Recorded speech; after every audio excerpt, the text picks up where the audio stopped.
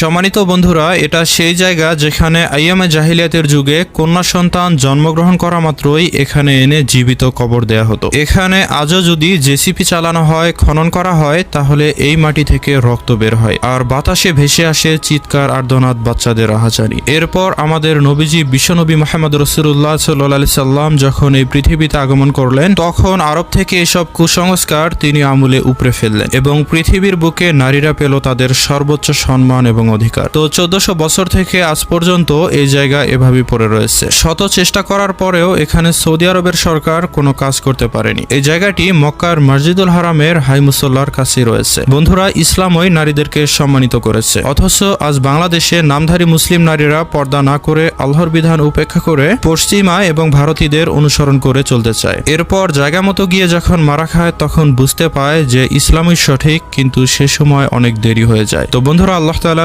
সবাইকে বোঝার তৌফিক দিন।